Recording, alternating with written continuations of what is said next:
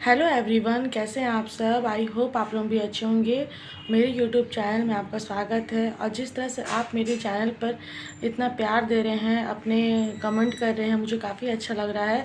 और जो भी लोग मेरे बीपीएससी तैयारी 4 की जर्नी में जुड़े हुए हैं, और मैं अपने शॉर्ट वीडियो के थ्रू तो शो करती ही हूँ, अपने लॉन्ग वीडियो में भी अपने आप को अपने वीडियो के थ्रू आप लोगों को मेरी स्टडी रूटीन है वो शेयर कर ही रही हूँ। और आप लोगों का प्यार बहुत ही अच्छा, बहुत ही मुझे काफ़ी मोटिवेट करने वाला रहता है। और मैं चाहती हूँ कि हर दिन कुछ ना कुछ मैं आप लोगों की जो मेरी जर्नी है वो आप लोगों से शेयर करूँ, और बने रहिए मेरे वीडियो में। और जो लोग भी मेरे चैनल पे नए हैं वो प्लीज़ सब्सक्राइब करिए, जिससे मुझे काफ़ी मोटिवेट और काफ़ी अच्छा लगता है। और जो लोग चैनल पे नए हैं वो सब्सक्राइब और फिर बेल आइकन क्लिक कर दीजिए, जिससे मेरी आने वाली वीडियो आपको पता चलता रहे। और मैं चाहती हूँ कि मेरी यूट्यूब फैमिली आप लोग से बढ़े, और ये जर्नी हमारे बहुत अच्छी हो। और जिस तरह से बीपीएससी टीआरई 4 के लोग तैयारी कर रहे हैं, आई होप बहुत लोग उम्मीद छोड़ दे रहे हैं कि टीआरई 4 नहीं आएगा, तो आप ऐसा ना सोचें, क्योंकि ये बहुत इंपॉर्टेंट रोल करता है कि आप डिमोटिवेट ना हो। और मोटिवेट हो जाते हैं तो आपका जो भी स्ट्रेंथ है, जो भी आपका पढ़ने का जो सीक्वेंस है ना, जो भी स्पीड है ना, वो स्लो हो जाती है। तो अपने आप में एक स्ट्रेंथ के साथ और एक पॉजिटिव माइंड के साथ अपना बढ़ते रहिए, क्योंकि आप अगर पॉजिटिव ही नहीं रहेंगे तो आपकी जो स्ट्रेंथ है वो कहीं लगेगी ही नहीं, और आप ना 110% नहीं दे पाएंगे। तो मेरी यही अगर चाहती हूँ कि जिस तरह से आप तैयारी कर रहे हैं उसमें आप कहीं रुके ना, धीरे क्यों ना हो, आप पढ़ते रहें। क्योंकि पढ़ने को कंटिन्यू अगर छोड़ देंगे ना, तो आपका ना जो भी रिवीजन है वो नहीं हो पाएगा। और आप धीरे धीरे भी पढ़ोगे ना, तो आपका ना वो रूटीन में रहेगा कि हाँ, मैं हर दिन कुछ ना कुछ पढ़ते जा रहा हूँ और उसमें मैं रुका नहीं हूँ।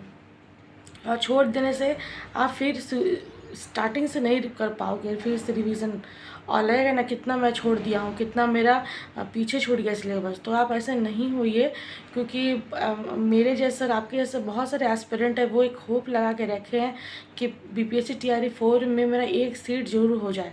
और जिस तरह से आप अपना जो रनिंग है स्टडी का, जिस तरह से आपका वो फ्रिक्वेंसी है वो अगर स्लो हो जाएगी तो आप बहुत ही पीछे हो जाएंगे। और आप नहीं जानते कि कब बीपीएससी टीआरई 4 का नोटिफिकेशन आ जाए, और आप लोगों से नोटिफिकेशन आता है आप बहुत पीछे रिवीजन में हो, तो आपका एक सीट होने में बहुत दिक्कत होगा।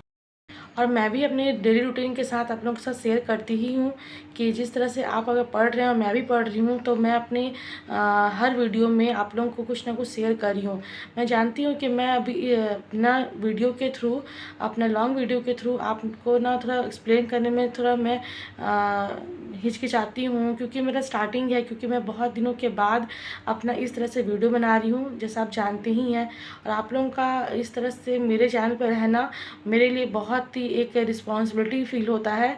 और घर में ऐसे बहुत सारे काम होते हैं, बहुत सी सिचुएशन ऐसी आ जाती है कि मैं ना मतलब वो कंटिन्यूटी नहीं रह पाता है। और इसको मुझे बहुत रिग्रेट होता है कि मैं कहीं चली जाती हूँ, घर में ऐसे काम मतलब कि ना अर्जेंट ही हो जाता है कि ना मैं उधर फोकस करूं या इधर फोकस करूं। तो ये प्रॉब्लम मेरे साथ बनी रहती है। आई होप ये अगर आप ऐसी सिचुएशन में होते हो ना, तो आपका ना दिमाग काम नहीं करता कि आप क्या करो, आपकी प्रायोरिटी जो हो जाती है ना वो करना पड़ता है।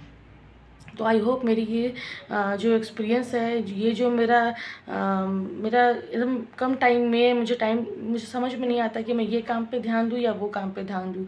तो ऐसी सिचुएशन आई थिंक आप लोगों के साथ भी होती होगी, तो आप समझ सकते हैं कि मुझे कैसा फ़ील होता है। और मैं अभी तैयारी कर रही हूँ पढ़ने के लिए। अभी मैं मॉडर्न हिस्ट्री की नोट्स है उसको रिवीजन कर रही हूँ। मेरे सारे सिलेबस में मैं 1 या 2 बार तो मेरा सारा कंप्लीट है, बट मेरे जो रिवीजन करने का जो पैटर्न होता है ना, कि आप उसको थ्योरली पढ़ते हो, थ्योरी रिवीजन करते हो, वो मेरा कहीं ना कहीं अभी स्टार्टिंग में फिर से कर रही हूँ। और आपका 1 या 2 पढ़ने से नहीं होगा, आपको कम से 10 से 12 बार आपको उस चैप्टर को बहुत ही डीपली पढ़ना होगा। और आप समझ सकते हैं अगर आप डीपली नहीं पढ़ेंगे तो कहीं से भी कुछ भी क्वेश्चन आता है ना, तो आपका छूट सकता है। तो इस तरह से सिचुएशन को समझते हुए आप अपना पढ़ाई पे ध्यान दीजिए। मैं भी ध्यान दे रही हूँ। और जितने लोग हैं जो दूसरे ऑनर्स के स्टूडेंट हैं वो 6 to 8 की तैयारी कर रहे हैं, वो समझ सकते हैं कि कैसा लगता है, क्योंकि एक हिस्ट्री पढ़ना फिर उसका मॉडर्न हिस्ट्री पढ़ना काफ़ी दिक्कत होता है। और आप समझते हैं कि मेरा ऑनर्स पेपर कुछ दूसरा ही रहा है, तो कैसा फील होता है। तो मुझे काफ़ी ये से प्रॉब्लम तो होती है, बट मैं थोड़ा धीरे ही पढ़ रही हूँ और स्लोली स्लोली लर्न करने से होता है कि वो ना समझ में आता है।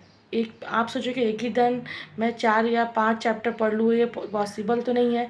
एक ही चैप्टर पढ़िए और उसको बहुत ही डीपली पढ़िए, बहुत ही थ्योरली पढ़िए, जिसको आपको समझ में भी आए, अंडरस्टैंडिंग विल पावर बढ़े आपकी, और आपका ऑब्जेक्टिव क्वेश्चन जब आएगा ना तो आप सही जगह से आप टिक कर पाओ।